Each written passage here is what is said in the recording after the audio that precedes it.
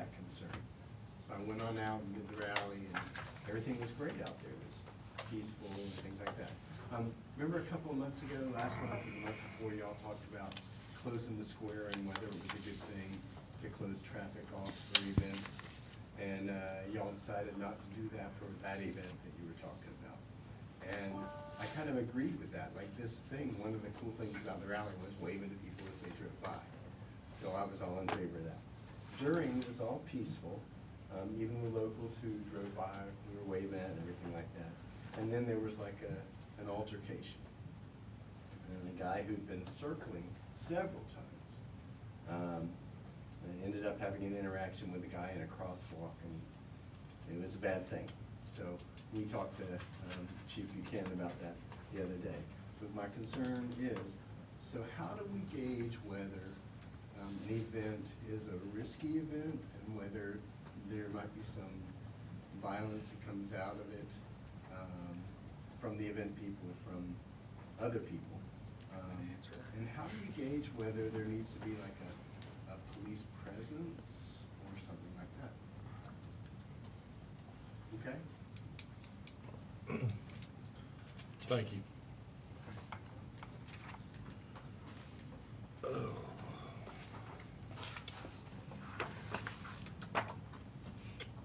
right. Everyone had an opportunity to look over the minutes from the regular and special, the regular meeting on June 5th and the special meeting held on June 25th. Yes. Any questions or comments on that? If not, we have a motion to approve those minutes. I'll make that motion. Second. All in favor? Aye. Motion carries, Chad. Don't have any public hearings or presentations. Move on to Ms. Hockaday. Okay, thank you, Mr. Mayor and council members. Just a quick update on the projects. You have this month's FEMA list that Leslie has prepared, and can see where we're at. A couple of updated things. If you move down that first page where we've got in blue the raw water intake system permanent work and the Pine Swamp wastewater treatment plant permanent work, we have received the engineering funds on that. FEMA has versioned those projects, so they're going to pay engineering first, and then as they get the design and the design's approved by FEMA, they will obligate more funds for actual construction. So we do have those funds, and we are under contract with McGill and Associates on the raw water intake system, and that will be, they've already started working on that. We're working on contracting with Withers Ravenel on the Pine Swamp. They're doing the work that's already underway out there for the county. We have the part that wasn't damaged during the storm. So that's just a quick update there. You can see where we are. Pretty much all of our small projects, which those are projects under $1,037,000 in FEMA land, have been obligated, meaning the FEMA has said, we're gonna give you the money, and they've sent the money to the state, and we've got most of it from the state. That's how it works. It goes from FEMA to the state of North Carolina, North Carolina Emergency Management, and then they pass it on to the applicant, which is us. There's the project capital financing interest for the bank. That was put on there because FEMA will now allow you to recapture cost if you have loans with interest for any of the work that's being done pending their payments. That is being withdrawn as a project because the loans we have are no interest loans from the state, be it DEQ or the Department of Treasury. So there's no reason, and it's just kind of holding up the works with the state. So they were pushing for either come up with something or get rid of it. So we didn't need it, we got rid of it. If anybody's got any questions about any of those. So if you looked at the third page bottom line, we've almost got 1/3 of the money asked for back in. Is that how you read that? Yeah, 6 million versus 1.8? yeah, Correct? yeah. And we have, you know, a big portion of that obviously was the expedited project. It's on the second page down near the bottom, 765419, for the temporary raw water system. We expedited that project. They give you 50% of those funds up front, and we have already filed the amendment to request the additional funding for that project. That's usually about a 6-week process. Now FEMA has, or DHS, who FEMA is under, has instituted a new policy. We understand that anything over $100,000, even once it's approved regionally by the CRC, has to go to Washington, and somebody up there has to check off on it. So that's delaying some stuff from moving along.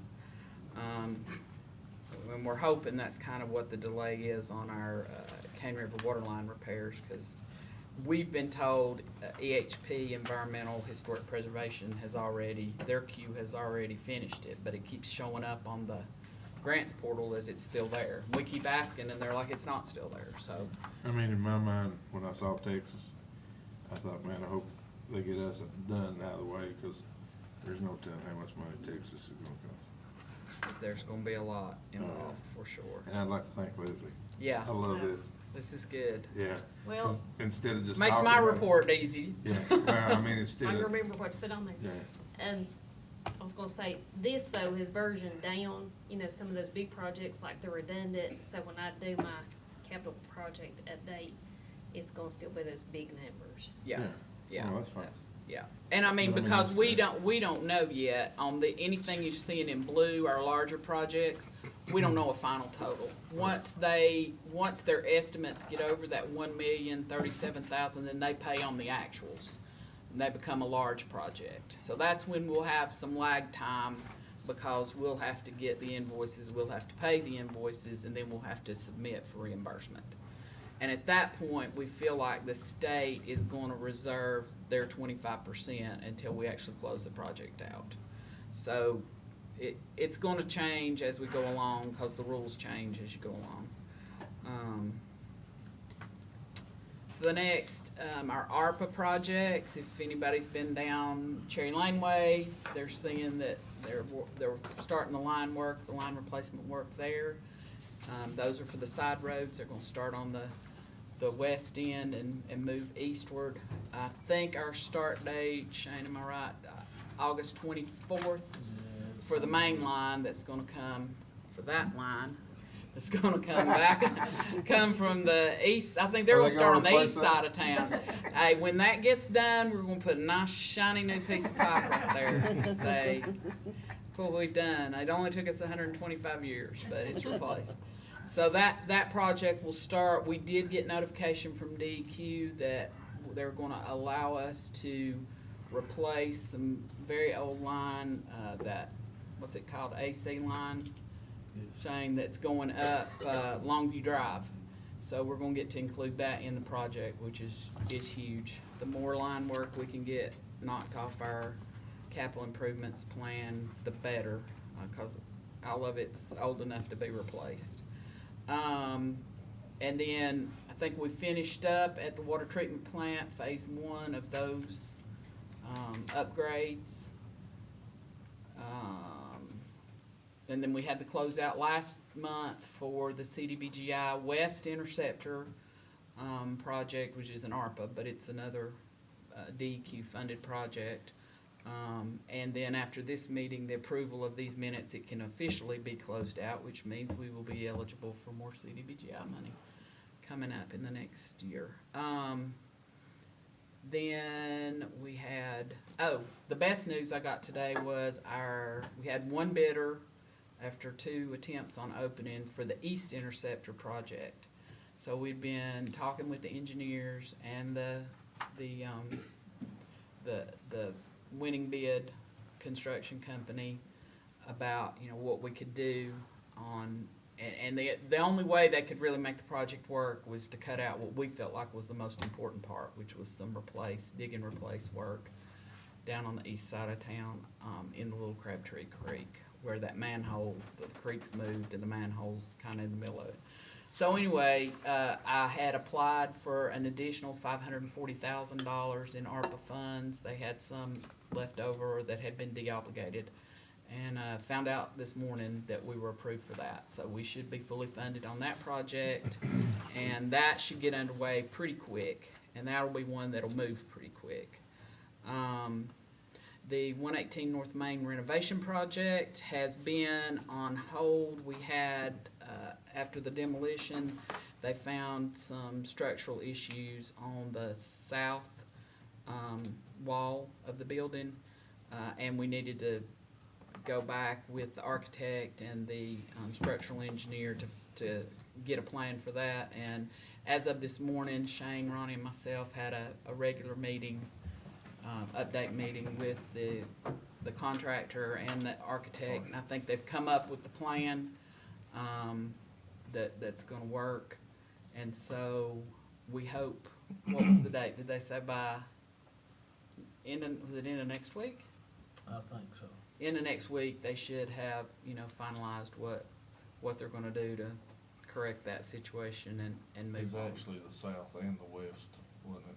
Yeah, I think the A portion. south wall had a crack in it, and the west wall was compromised because of that. So what they're gonna do basically is beef up that staircase, and put 2 landings in it, and do some structural steel stuff above, that they feel like will take care of the issue. And it's really not gonna affect the interior as far as moving forward, is it? I don't think so. I don't think so. That was what the architect seemed to feel like. It wasn't going to, it'll probably affect price a little bit, but, I mean, when you're rehabbing a building that's built in 1959, you're gonna find some surprises. But once we get through, now that we're done with the demo, I think the plumbing has gone in on the lower level. That's been trenched out, and gone in. The retaining wall that needed to be built has been built. So once this is figured out, they should get back on schedule pretty quick with the rest of the renovation. And we're hoping that we won't really have any more surprises, because everything pretty much has been demoed now, and so far, that's been the only thing that's kind of put a slowdown on it. So procurement policy update. On October the 1st of 2024, the federal government basically updated their uniform guidance, which is their procurement regulations for anybody receiving federal funds.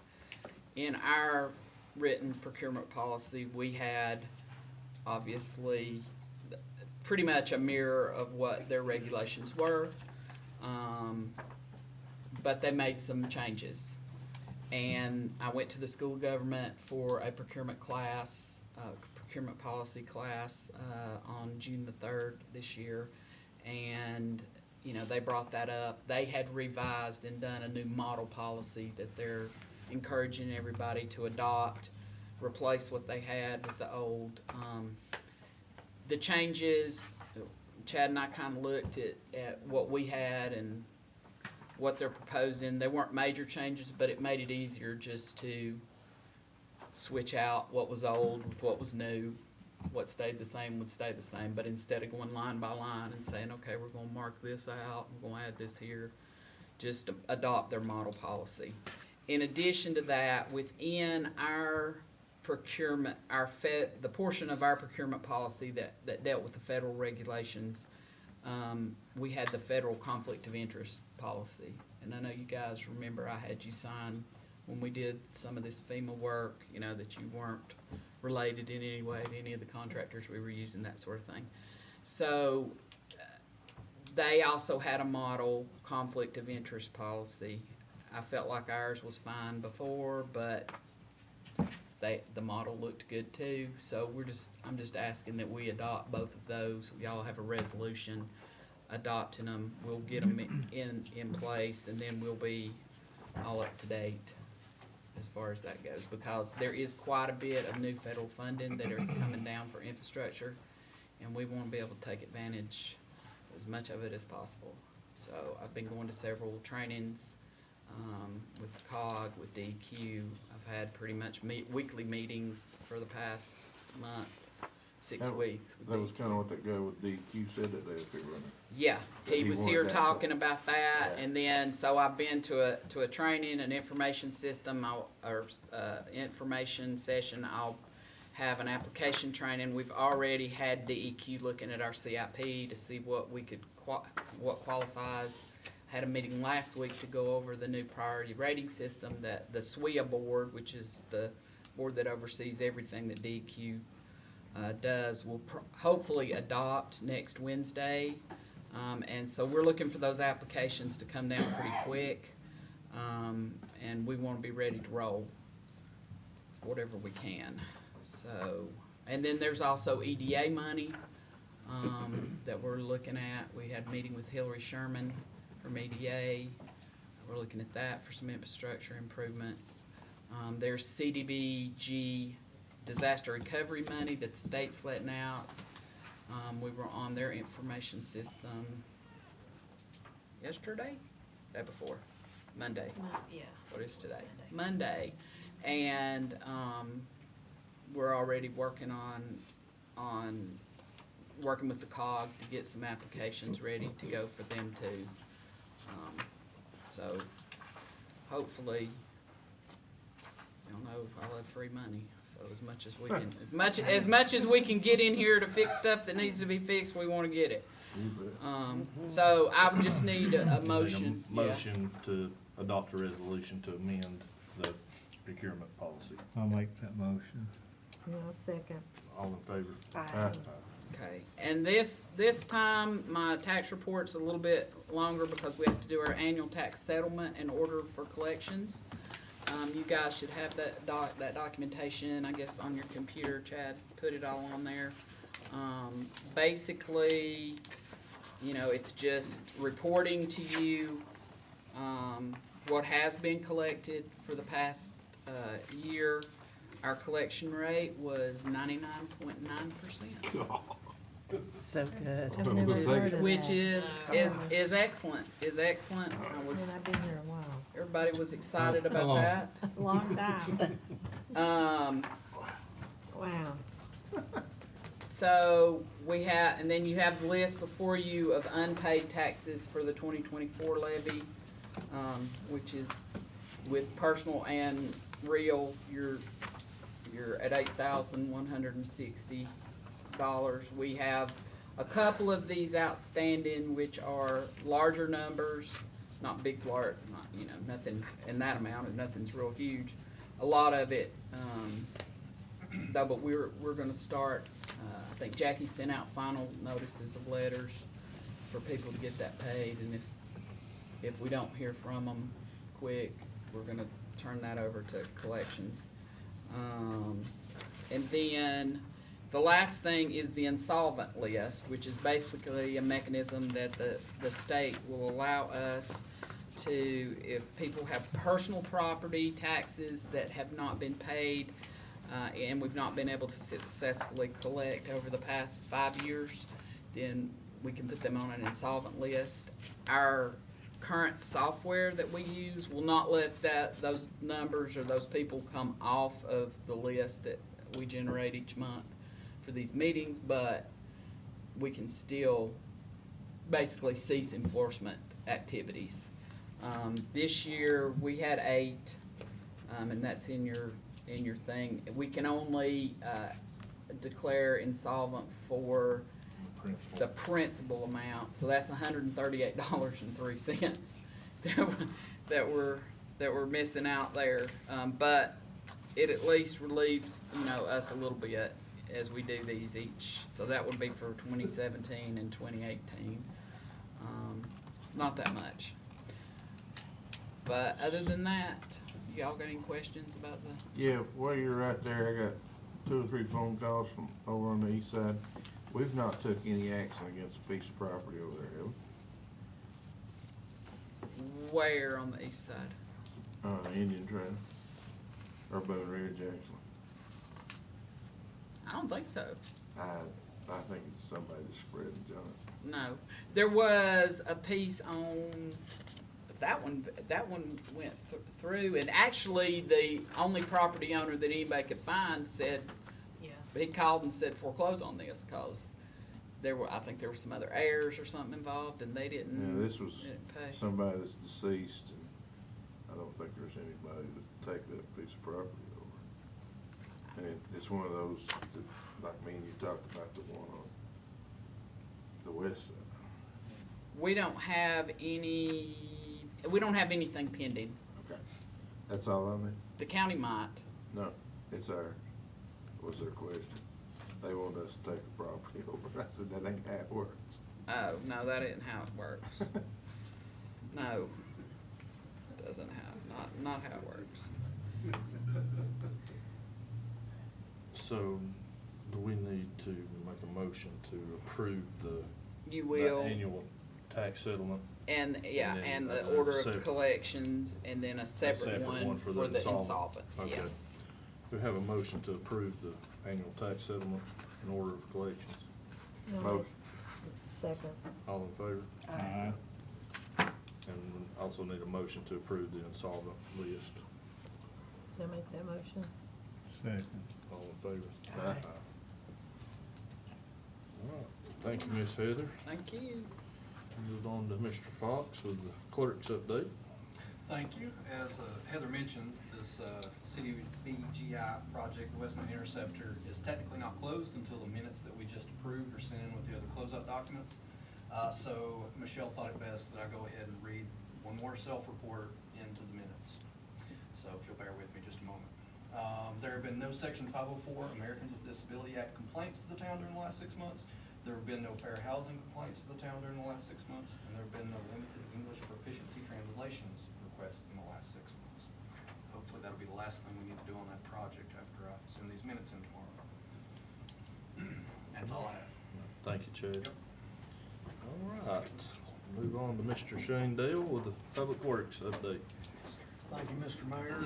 As Heather stated, a little work, starting work happened on Cherry Lane, so that's a wonderful thing. I've had plenty of phone calls wanting to know if they're still gonna have water and all that during this. So there's gonna be a lot of work that takes place that, yes, everybody's still gonna have water unless by some odd reason they catch a line or something during this work. You should have water, except for, we will try to let you know, of course, when they start trying to do these tie-ins and everything, so that would be about the only time anybody would be out. Gonna do the text messages. We'd probably do the text messages, I mean, that's the best thing that can and put happen. it on Facebook, and, Oh, you know, all the normal channels. And the other thing would be, our water geyser that we had at the beginning of the week, that started on Sunday. We got that repaired and fixed, and life is all normal on the raw water intake side of things. And that was repaired on Tuesday morning, and now all the Pensacola Road is dry again. For the time being, knock on wood. And really, I guess, we've started on trying to get things cleaned up a little bit for Christ Fair and try to get some things situated, and we'll try to round up all of our pieces and parts and be ready.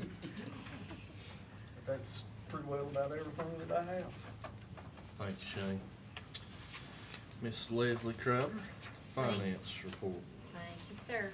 Okay, you should find your new budget at your place, and there really was no need to print out a budget versus actual, because, I mean, where we toggle, and it's only, 10 days into it, and all I've done is run payroll and the AP that goes with it.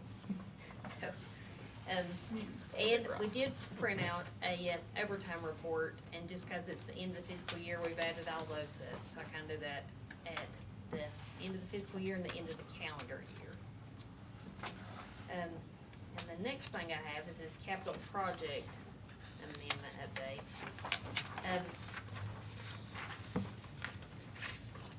It is a lot, it is the FEMA one, and as I said, I've left the big money in because we just don't know, but what I did, this right here is all this loan, the second paragraph is loans that are available to us, and so that's not being bothered. But up here, I increased the FEMA reimbursement funds by $1,234,978 to cover our Cat Z money, which is what we're hiring our consultants with. And they're doing a great job and working hard, but they just billed us, and we need to be able to pay them. And then I adjusted So the they bottom have, line. they have billable. And it's small, yeah, Yeah. it's not bad. I mean, this Right is, now. so Cat Z is 5% of your total project cost. FEMA will pay you 5% for management fees, and that's what will fund what they do. I don't think we'll get anywhere near I don't either. $1.2 million in fees, you know, with them. But they have been, Tracy has been very, very good to work with. He's been on top of everything, He's and very, very, very knowledgeable. and he is extremely knowledgeable. Billy Poche was here today, actually having a meeting here with, I think, the Double Island Fire Department about some of the issues that they've had, and, you know, they know about everything there is to know about FEMA and their mitigation funding and stuff like that, and it should be extremely valuable to us. I know of another, we have, you know, our projects have pushed to the point where we're getting funds obligated and we're getting actually money. And I know other units that have not seen a dime yet in 9 months. And I feel like that they have been worth the small amount thus far Oh, yeah, that we've paid them. more than that. Yeah. And the outstanding work you and Leslie did. Well, we just gotta know how to speak the FEMA language, and they know it backwards and forwards, and they have estimators. One project we had engineers estimate it, and then they took the damage description, FEMA's damage description, and had their estimators, and it was way more. You know, so we're gonna end up with better projects, I think. Sweet. So, But I did just take the whole total up here and just do 5%. I felt good about the 2 million, though I seen 25 million. I know, I know, and I mean, really, this is probably way more than it'll ever be. But you Right. just don't know about that redundant it's water the line. That's redundant the one, that's- it's gonna be the biggest one. that drives it up, Yeah. kinda, so, Do we need to take action on yeah, you need that? a motion to approve. To it. approve the, Yeah. we have a motion to approve the capital project update. I'll make the motion. Second. All in favor? Aye. Thank you. Thank you, Miss Leslie. All right, we'll move on to Chief Howell with the fire department. Thank you, Mr. Mayor. We do have a fire report for June, it's quite a bit less than usual. We only had 21 calls for the month of June, and it was a little bit of relief, so we're thankful for that. We have started our annual hose testing, and we do that in the department, so we started that. We've got a couple of trucks done with that. We also have had the annual ladder test done on our Quint, and it passed, and actually did better than it did last year, so that was a good thing. I also have scheduled the ground ladder testing, which has to be done as well, so that's coming up later in the month. The grant that I applied for, the $10 million grant, the disaster recovery grant, that state allotted $10 million to 28 counties. I was notified that we did receive 68,000 of the 100,000 I requested to buy a side-by-side and a wildland skid unit for that side-by-side. Found out today there's a phase 2 of that from a House Bill 2526 that's going to make an opportunity for us to get an additional $50,000 from another appropriation for things like enhancing wildfire response and preparedness. It's the only thing we qualify for, since we didn't have any damage to our equipment or facilities. They will let us spend it on that, so we'll see how that goes. They're still reviewing a lot of the applications. They had 201 applications, about $10 million, and had a request for $44 million from those departments, so they're having to weed through those, so they may fund some more of what we requested earlier, and they may not, it's just, we just don't know. They know what's coming, right? Yeah. The other thing is, we have, began to look at the possibility of buying a new truck. It has been almost 25 years since we bought new apparatus. And so, we have a little bit of, money that we saved over time, and so we kind of put a truck committee together to look at some specs, and, with your approval, we'll kind of move forward that and try to do a down payment sort of thing on a truck and probably finance part of it, along the way as we get into this, but I would, seek your approval for us to continue along that line to give us a newer truck to be our first out engine, particularly for primary district. Engine only? Well, I'm looking at 1,000 gallons of water. I'm trying to get it so we Pumper can tanker. do pumper tanker kind of thing and try to cover a lot of bases with it, as much as we can. I'll make that motion. Does that need to be? I don't think it does, I'd just ask Heather, I mean, I think we Oh. can. Right now, y'all are just exploring it, right? Right. You'll bring it back when you've Right. got, They actually have got specs, and so when we get to that point, I don't know what the procedure is. Do we need to go ahead and get pricing from them before we come back to the board, or what do we need to do with that? were you talking about first talking to banks?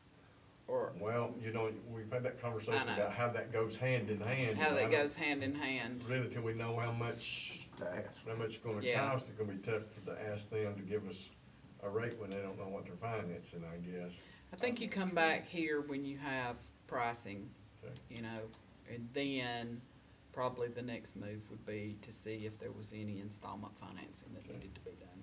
Well, they're almost to the point, truck committee's almost to the point to have their specs ready, so we'll be ready to put that out to bid to see what we get back on it, so. Yeah, it's kind of a chicken and egg thing, but Yeah. still. I just think after this long time, it's probably time to look at trying to get something a little newer in there. We've been buying used trucks for a few years now, and I feel a little better about us having a really decent engine for a primary district anyway, since we've got some bigger structures in it. So, And you need to replace them every 20, right? well, NFPA recommends 20. Yeah. We- That's always been a guideline.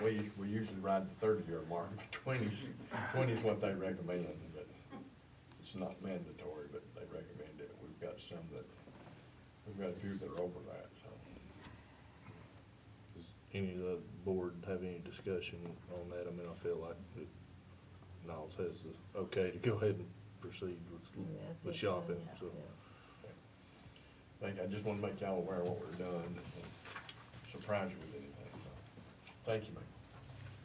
Thank you, Chief. All right, Chief Buchanan with the police report. Thank you, Mr. Mayor. Just a few things. I passed out activity logs for everybody as well.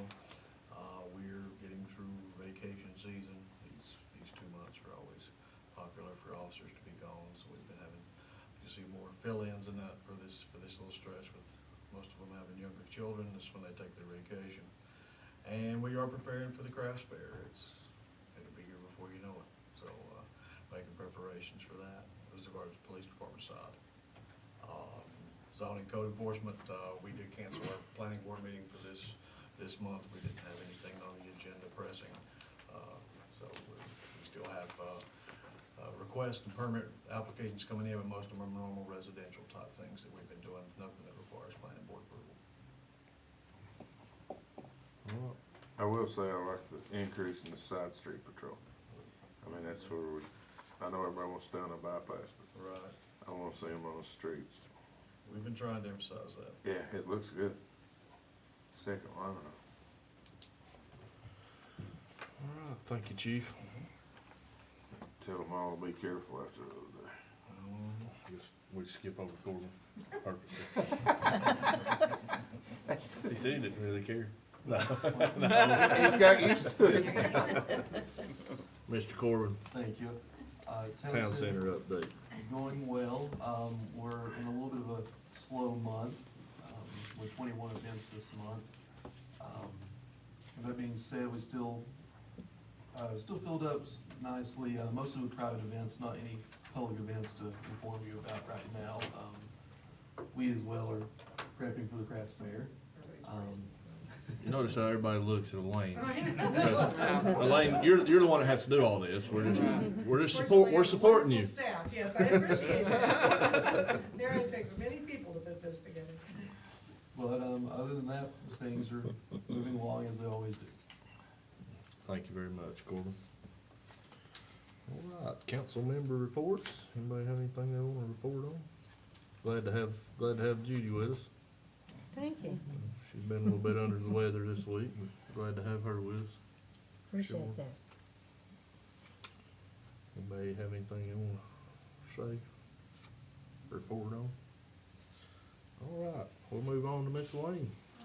Tell us about your craft fair. Oh, gosh. I think you guys have pretty much covered that one, so I don't even have to talk about it. As usual, we're continuing to support local businesses and try to engage the community and bring in everyone from around the region. We're sort of focused on 3 to 5 hours from here in a circle, a diameter, drawing people in from that, just to make sure that even without our parkway, we are doing everything we can to keep this economy alive.